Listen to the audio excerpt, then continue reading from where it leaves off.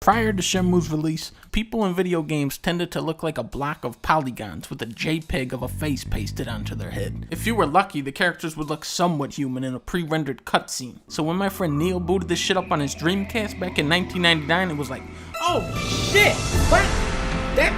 That's the actual graphics? How was it doing that? How are they thinking that? Even today, there are some impressive qualities about the game, like how every NPC has their own routine and can be talked to. Hey, mister! Let's play baseball! You can open individual drawers in a cabinet.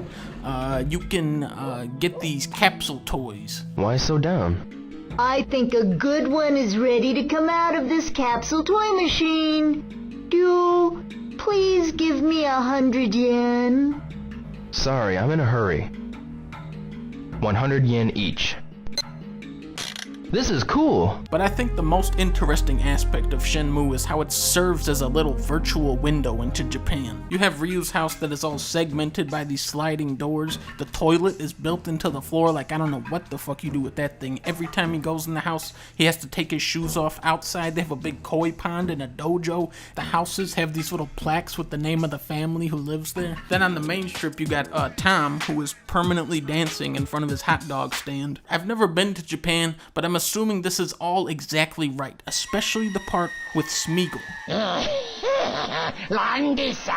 You have this incredible soundtrack, you have QTE sequences that are actually well made, you have clunky but satisfying combat. All of these elements should add up to a great game, but they don't. The primary gameplay of Shenmue consists of walking around and asking people questions about stuff they usually don't know about. Do you know any place where sailors hang out? Do you know a guy named Charlie? Did you see a black car? Do you know where there's a payphone around here? Do you know where the antique shop is? Mario, would you teach me some Italian? Do you know about Nagai Industries? Do you know anything about the old warehouse district? Do you know anybody who's familiar with the harbor? Do you know of a cheap way to travel overseas? As you've probably noticed, the voice acting is really, really good. It's honestly the most entertaining aspect of Shenmue. Bastard!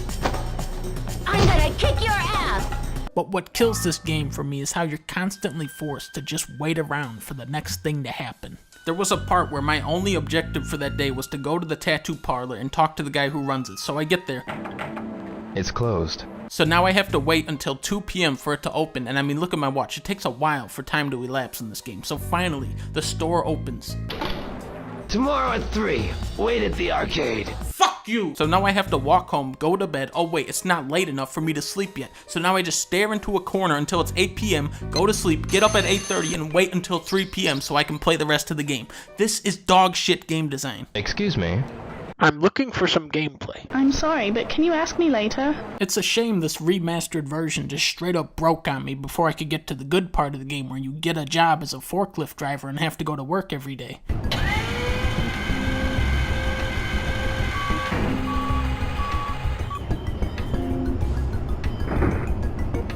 Shenmue is a unique experience and a piece of gaming history, but it's also probably the single greatest example of how willing gamers are to overlook solid game design in favor of impressive technology.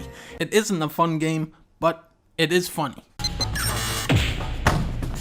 Bye-bye, boy! Bye-bye. Now, Shenmue 2 has a feature where you can race ducks against a penguin.